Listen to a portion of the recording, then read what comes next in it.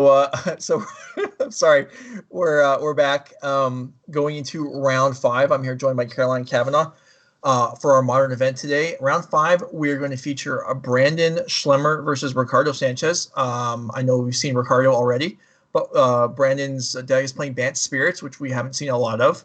So Bant Spirits against the 4-color Omnath deck, and then we have a backup match, which is another deck that we haven't seen so far today. We'll see if we get to that. Anyway, thanks for joining us. This is round 5. We have one more round of Swiss after this, followed by the top 8 all playing out today. And let's go ahead and jump into the match. Sounds like we're ready to go. And we are watching from the Spirit side. It looked like a 1-land opener, so that's obviously going to be thrown away. But this eventual 6, looks just fine. Yeah, wow, I've got to put myself back. To be honest, I have more thoughts on the Pioneer Spirits deck as opposed to the modern one. So just taking a second to be like, oh, what does the modern part add? So I guess Aether Vial. It's got to be one of them. And then I'm going to go ahead. I know we didn't get a chance to look at the deck list there, but I'm going to go ahead and glance at it real quick because I believe some of at least the Spirits decks I've seen have... okay, I'm going to table that because I was going to say some of them have the new Glasspool Mimic, but that is not present in this list. No, but we did see this Skyclave Apparition, which is the new hotness. All right. Say that again? Oh, sorry. I was just saying that we did see that like a Skyclave Apparition is a new card in the Spirit list. Oh yeah, no, there's definitely some new cards. There's just not that one card that I was thinking about. We do see Phantasmal Images, which is the previous version of the. So no changing of the card. We maintained the cheaper version as opposed to the more expensive, but not having the targeted death clause here. So this was a fine 6-card hand. Drawing the second youth file, probably not really what Branson. I'm sorry, I think I said Brandon before. Branson Schlemmer was hoping to draw, and Brennan 6, which probably has some targets in the deck, but Drogspill Captain will allow anything to survive a ping there. And I don't know. This is a hand that could get going real well if that 4th land for Collective Company shows up at some point. Sorry, I'm just playing my role of pointing out when Joe is wrong. There is something that the captain will not save, and that is the Noble Hierarchs in the list, because they are not spirits. Oh, you are right about that. But there are a lot of other 1 toughness creatures that the captain will do a good job at saving. Mm-hmm. Okay, so Droxel Captain can come down here. I think. What else are you gonna do? Yeah, well, I mean, you could hold it for a turn so that you can vial it in alongside the company, or you could just play it now. Okay, Branson is going to play it now. Branson did not end up drawing a lot out of this 6, unfortunately. But this Collective Company, could do something. It has to do something. Otherwise, obviously there's just nothing going on at all. So if this Drogspill Captain survives the turn, I actually think Branson is looking okay, and it actually is going to. I kind of didn't expect that. Even though these 4-color decks don't have tons of removal, but they certainly have 4+, and none of it was present there. Okay, so I assume you want to cast the Collective Company on your opponent's turn because of those Force of Negations. Okay, well that's a good one. I was going to say, there's no sweepers, but you're right. That is definitely relevant. I would like to see a land pre-combat here, just in case you need to cast the company for some reason. But yeah, good call. We're not even confident we're attacking. What are we doing? Oh, I guess we're deciding Renin 6. We're deciding what to attack. And so we're heading after Renin 6. So this is, I assume if there was any removal spell, it would have been played main phase. So Ricardo's going to just absorb that 2 points, which it doesn't matter too much. Renin 6 is going to mosey along just fine and pick up another land. And Ricardo, what do you have? 4 mana is kind of the Omnath Flashpoint, obviously. I guess I have a question. Is there a desire to cast the Collective Company before Ricardo has access to 4 mana? Because we know that Cryptic Command is also a counter that we could be scared of. That's so like an upkeep. reasonable. Yeah. That's reasonable. I think you would ideally hope to do. Okay, so this is perfect. Right. As now you get it, and unless there's a Mystical Dispute main deck, which I don't believe there is, then now we know it's going to resolve. But it definitely has to be cast here. But yeah, I agree. Well, sorry, I was just thinking, like, even if Teferi bounced the captain, we just have Aether Rattle on 3. So that's not a play. Wow. Ooh, that is a lot of hits. 6 for 6. When does that ever happen? Okay, so what are the choices here? Is it 2 Phantoms? I think, okay, it is 2 Phantoms. A lot of damage. Makes sense. There's no reason. Selfless Spirit isn't as important because of the lack of sweepers in these Omnath decks. And now this Teferi, good luck. I guess you can plus it or you can bounce an Aether Vial. That is it. It looks like Ricardo had the same conclusion as you, bouncing Aether Rattle on 2. Mm-hmm. So these Planeswalkers are going to get cleaned up. Oh. Okay, that is significant. Actually, that matters a ton. Now, one of the Planeswalkers is actually going to live. Depending on what we draw, right? Well, sure. Okay. Still good. So the choice, what do you do? I think you kill the red in 6. Yeah, that is what Branson is going to do. Well, that means that you are pressed into playing this Rattle Change now, or because you can't file it in. Rattle Change naturally has flash on its own, though. So yes. I see what you're saying. Teferi in play. No, you're right. You're absolutely right about the Teferi. Yeah. I spent a lot of time remembering Teferi, and by that I mean forgetting Teferi. So I'm an expert in the booth now. Well, this is why you're playing in the next Pro Tour and I'm not. All right, so Omnath comes down. Let's see if there's a land drop, which there almost certainly is. 8 cards in hand, you'd have to imagine. 8 cards in hand, and Red and 6 has been in play for a few turns, or had been in play for a few turns. And we know that Ricardo is playing the Time Warps as the impactful 5. So let's see if that comes down here. We'll know by the fetch, right? This would be a fine time. I mean, with Teferi protecting it, Time Warp would be solid here. I mean, as would almost anything else, probably. But it is a Time Warp, and boy, this just turns the game on its head. All of a sudden, I mean, it wasn't a ton of pressure after that Path to Exile, but still, these Planeswalkers, it's hard to kill them when your opponent takes extra turns and adds loyalty to them. Mm-hmm. I was just thinking a little bit about the last couple of rounds. We've been featuring one of the 4 color. In fact, we've been featuring the Time Warp side a couple of times. It's been helpful because we get to see all the action of the 10-minute turn. But unfortunately, we're on the other side this time, so we don't get to see all the action. But there will be a little bit of a lengthy turn for Ricardo. Though I guess we don't know if there's fetches. The fetch land would be important here. Even if there is a fetch, the Teferi can't draw a card next turn, so there has to be some other way to put the Time Warp into hand, even if it could be thrown on top of the deck. Right. Although it's not like Ricardo is going to die next turn, or there's any real danger. So even if it takes a turn to set up, it's probably still fine. And then the life total padding just from having Omnath on the board is insane.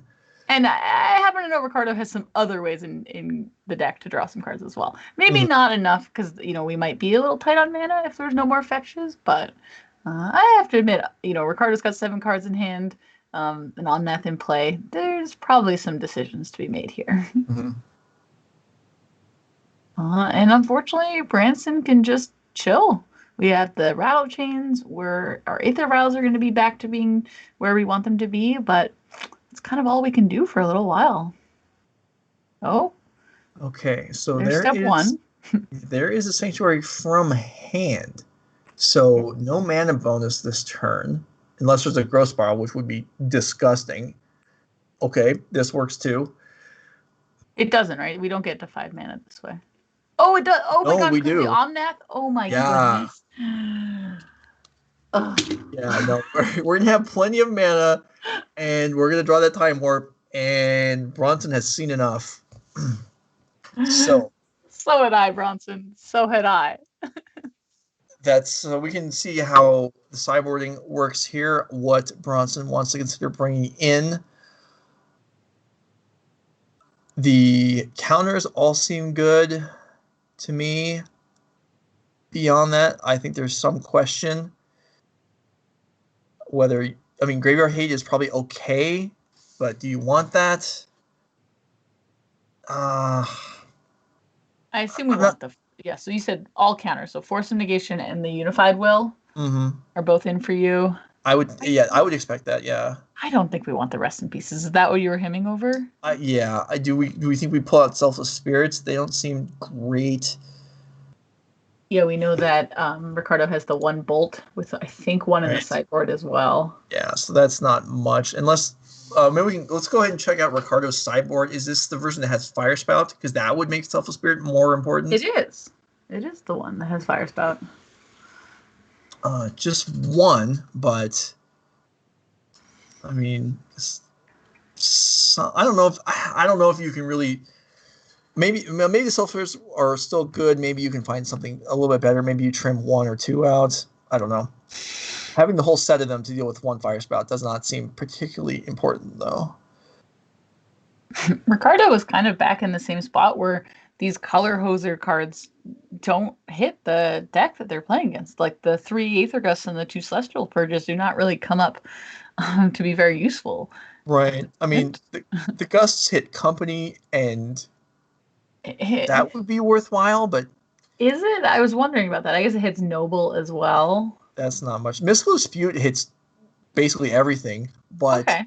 that there's Ether Vials and there's Cavern of Souls, so there's no guarantee that it actually works.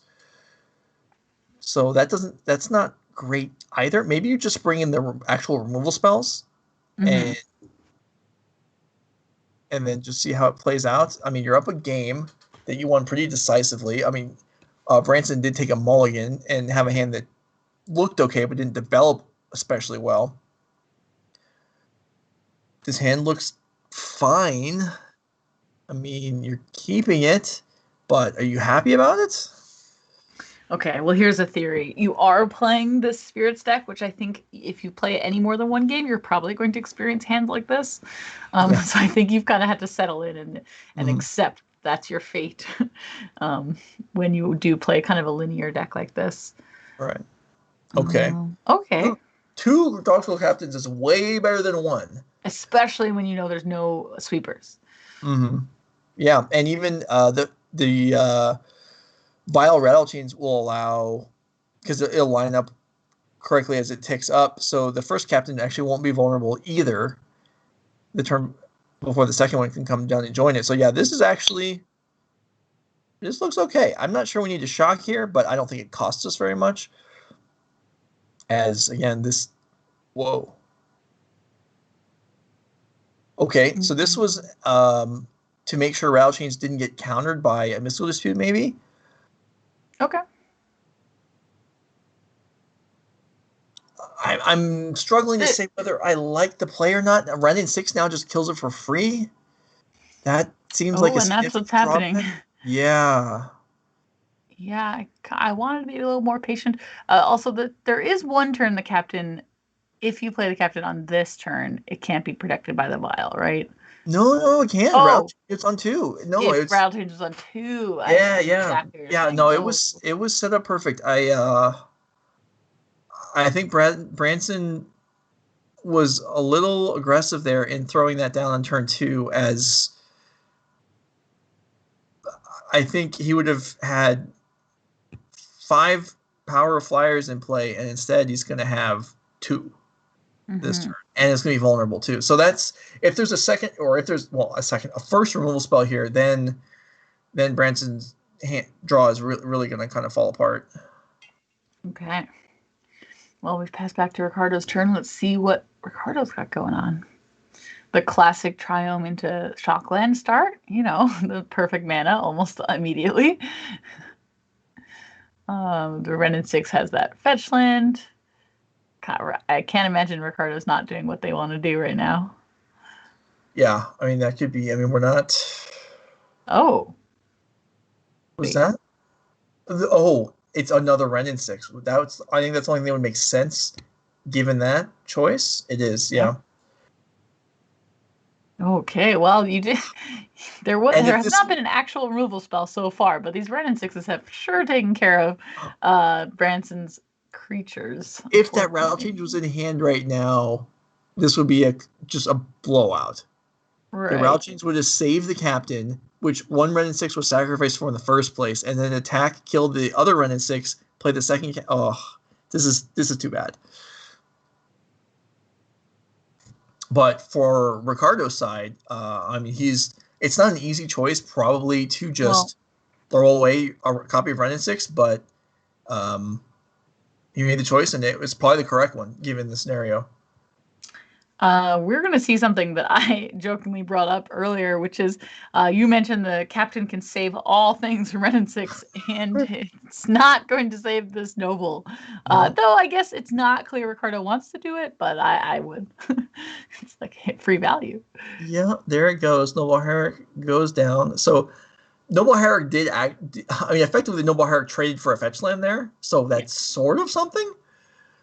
And the captain now can actually take out the Renin 6, which, if that successfully happens, then okay, the Herrick actually did something while here getting shot down. But nope, there is that removal spell. Not in our upkeep though.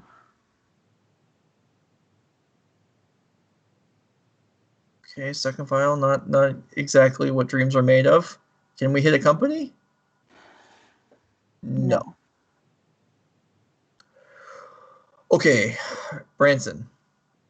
I think it's going to have to be company after company to even realistically have a chance of catching up here. And resolved companies. Well, yes, but the first step is drawing them. Okay. Yeah. So Renin 6, quite a card when it works out well. When your opponents have 1 toughness creatures, it really. I mean, it seems strong anyway. And in this case, it just seems dominant, even though it feels like it shouldn't be, because it's just. I mean, it's a 2-mana planeswalker. I mean, in what world is this fair? But it would have been. It would have been. I mean, things could have been maneuvered slightly differently. This is where we stand, though. 2 Ether Vials with no action versus a Renin 6 and a player with many cards in hand. Many cards. I guess I want to point out that it's tough to say Ricardo would have done the exact same play, right? Because the other Renin 6 would not have been so low. Because it did go down on the rattle chain, so that's true. It's a little tougher, but I do agree that your line of like protection for the next 3 turns does potentially on paper seem a little stronger than how this played out. And we're at the mercy of our top decks here for Branson, and Selfless Spirit is a card. Not but really. Not a great one when Renin 6 is hanging out. Yeah, no. And we can't even bring it in with Vile. Oh no. No, not this turn. Yeah. So yeah, I mean, you're right. Even if the double Renin 6 didn't go the same way, it could have been that Path to Exile that was cast. That ended up being cast the turn 2 later on. However things played out, it feels like it would have been extremely difficult for Ricardo to deal with 3 spirits that were all large and protected. But we didn't get to that point, and now we have Path to Exile in hand. We have Renin 6 that we're covered, or Ricardo's covered from a couple different routes, and so we're not seeing the Mystic Sanctuaries go completely nuts like they did in the other matches, but they are just providing extra removal spells, and then this is nice to Teferi, resetting Ether Vial, which is just great. Excuse me, I'm going to sneeze. I'm going to see if I can find a mute button here. I will say at this point, the Aether Vials were not super impactful, though I guess it is a nice way to get around Teferi. But as you said, we really need those companies, and we kind of needed them a couple turns ago. So it looks like Ricardo has kind of full permission to do kind of their thing, play all their cards that have many color pips on them, do a couple of game actions, and then give us another draw off the top of Branson's deck, and let's see if it is a Coco. It really needs to be. It really needs to be. This Uro is just going to be a looming presence that there's not really any answer to. Okie dokie. It is instead a Force of Negation. And that's a blank with the Teferi in play. This is... Well, I mean, there's no reason to artificially pretend there's drama left in this match. It does not appear like Branson's deck is going to give him the tools or the route to be able to break through this Planeswalker army that's slowly being assembled. And even if some of them got boarded out, which is certainly possible, we know those time warps are, at least some of them are floating in there and often lead to doom when Planeswalkers are on board alongside fetch lands to fetch out more copies. Here's an Omnath, why not? That's more power, and actually, well, there's not enough cards to bring back the Uro, but Omnath does so many things. It might have an ability to discard 3 cards into your graveyard, I'm not sure. But even a vanilla 4/4 is going to be hard to come back from here. Sorry, I just... Did you say that Omnath might have an ability to discard 3 cards into your graveyard? Well, okay, so let's look at it scientifically. Omnath, so what do we know? Omnath does everything you want. Okay. And what Ricardo wants right now is more cards in the graveyard. And Omnath has all kinds of text on it. Maybe somewhere on the card in size 3 font, it says, pay 1 mana, discard 3 cards, your opponent takes 10. I wouldn't be shocked if that was on there.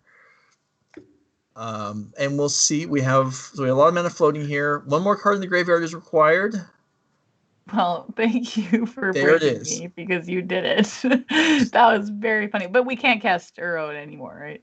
No, we don't have a second green. Oh. Yeah. But you know what? I have good news for you, Joe. Yes, I'm pretty sure Ricardo will be okay. Oh no, we got the double green anyway. No, we do have the double green. And apologies, we're just kind of having a little fun right now. I guess we have a Temple Garden? Well, there's Time Warp. This is fine too. That works too. Time Warp, and we can get it back, right? And we have a fetch lined up. Yeah, so this I'm sorry. This game went from being... Sorry, I want to cut you off just really quickly. Branson, which is a wonderful Spirits player, just wrote a very nice message saying, "Great games, man. I played bad, but enjoy the rest of your day and good luck." It's very nice. All right. So we are going to manage to make it to our backup match this round, which is good, because I don't know if I can keep a straight face after this Omnath Time Warp Uro complete nonsense. So let's go ahead and take it to our other matches. We're going to see Topher Stitson again with Death and Taxes, who you might remember from, I think, round 2, against Dominick. You can go ahead and read his last name. I'm not going to try and say it. Playing Is It Control, which is a Kiki Jiki deck, I believe. It is. It's quite a nonsense deck, if you want to talk about it that way. This is not classic Modern here, and I'm kind of excited for it. Like we talked a little bit about with Topher's deck, in round, I want to say round 1 actually, but it wasn't quite the classic Modern deck, but still, it's always been around. And this blue-red Kiki deck, same thing. So I'm kind of excited. So something about, I played against this blue-red deck online this week, and something that struck me is their presence of reflecting pools in the deck, which in a 2-color deck, I mean, reflecting pool I feel like isn't a card that's been played in the last 12 years anyway, but why are reflecting pools in this deck? I mean, I know that there's triple red and triple blue, and it's just another dual land, but is that really the best? Maybe that is the best dual land available. But it was surprising to me to see reflecting pools. Well, I have an interesting discovery. I don't see steam vents at all. in the list. Okay. Are there fetch lands? There are not fetch lands. Okay. So I guess the feeling there is the Reflecting Pool is just a cheaper Steam Vents? Question mark? Okay, so it's been pointed out in the chat that another reason to play it is because it gets around Boil, which that I can certainly understand as someone who played Glacial Fortress and Legacy for the same reason. Actually, yeah, they just don't have any islands. No, yeah, because they're playing the Pathways, the Spire Bluff Canal, and then the Reflecting Pool. So there you go. Oh, they have 3 basic islands, but yeah. Okay, well, we did it. We cracked it. Yeah, so that's interesting. So anyway, as we actually pay more attention to the game now, we have the Death and Taxes deck with some stuff going on, and then I feel like this is not the first time today we saw a player whose hate permanent was kind of disrupting themselves. Here we have it with the Leonin Arbiter kind of making the Stoneforge Mystic take a couple turns off here. Is this it? Is Dominick going to do it? Well, there is a path to exile. There is a path to exile. Okay, fair. There's some protection here. Let's see what the Izzet control player has. They have a couple of counter spells, but nothing. Actually, the remand would work because the path's going to cast 2. Do we have enough mana to 1, 2, 3, 4, 5? Yeah. Okay. Well, there's the Kiki. Step 1. 1 card in hand for Dominick. Is it a remand?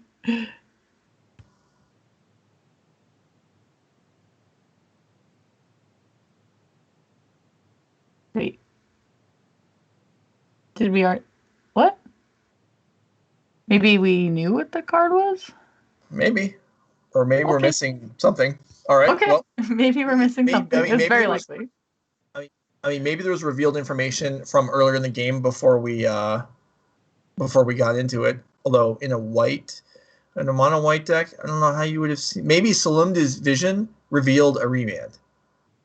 Okay. That's all I got. I will say we did see some cards on the side that look like revealed cards, but I'm not quite sure. But hey, here we are. We have the Kiki deck comboing off, sort of. They didn't actually do it. Into I believe they're at 4-1 now. So pretty cool. Okay. Yeah. All right. Sure. So the match is over with, but let's go ahead and look at the deck list just in case you're curious and you're following along. If you want to look at the deck lists live, you can check them out on MTG Melee. But we're gonna go ahead. I think I pronounced it right this time too. I'm like 3 out of 50. I'm pronouncing that word correctly. So here we have Topher Stitson's Death and Taxes deck, which we did see earlier today. Stoneforge Package, Thalia, Archon of Myria in the air, and Maul of the Skycleaves, which we saw do a lot of work against Dredge earlier today. Yeah, I'm taking a look. So it looks like there's 2 of those Archons of Myria, which would be one of the newer cards. I wonder if it's 3. I thought 3 mana would kind of be a lot, but I'm not sure. All right. So okay, this is what I'm here for, just so you know. Look at this beautiful deck. It's got everything.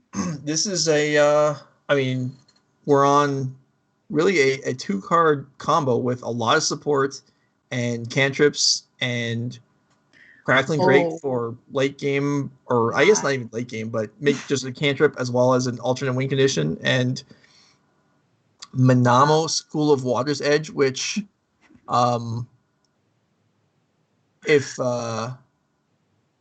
I don't know. I see the chat discussing whether the Path to Exile that wasn't cast last game, and the potential of if there was a Manamo in play that might have made it irrelevant. I didn't look for that. Remember. I'm quite sure that I had. It's not that I forgot; it's that I didn't know in the first place. But maybe that played a role in it. Anyway, this deck looks like it can grind reasonably well. And then when you're ready, I'm excited. Yeah. You haven't stumbled across it yet. Have you seen the card Valakut Awakening, which there are 2 copies of in this deck list? Okay. So put any number of cards from your hand on the bottom of your deck and draw that many cards +1. I don't know if it's good, but it's got to be fun. So this is basically the equivalent of the C8 Restoration, I believe is the name of the blue version. This is in the same set, although that one's mythic. And a lot more expensive. Yeah, and this is a another one of the spell lands that has joined the format that we're seeing in quite a few places because having a split card that can be a land is kind of a new thing aside from Dryad Arbor, which only sort of counts. And really nice. Yeah, I think this is cool. I love seeing new things. Kiki, Jiki, the people out there with the twin love have always been trying, the 1 mana more version. But here we are. It's a pretty cool deck. Okay, so we got through actually our second match this round. So we didn't see too much of it, but that's awesome. Things worked out okay. This is going to be the end of Caroline's run with us today, so I hope you enjoyed yourself. I did. Thank you. Yeah, and if you didn't, hopefully you have the exact same response anyway. But that was cool. It was great having you, and we're looking to potentially bring you back, as we already talked about with you, for our standard event at the end of the month, which is on November 28th. Yep. So we may see you back then, and those of you watching alongside will be able to see us back. Whether Caroline's able to fit us into her schedule or not, we'll certainly be here bringing you standard action. As it is, we're about to step away for a moment. We're going to swap in Will Kruger as we head into round 6. So stick around. This is Nerd Rage Online.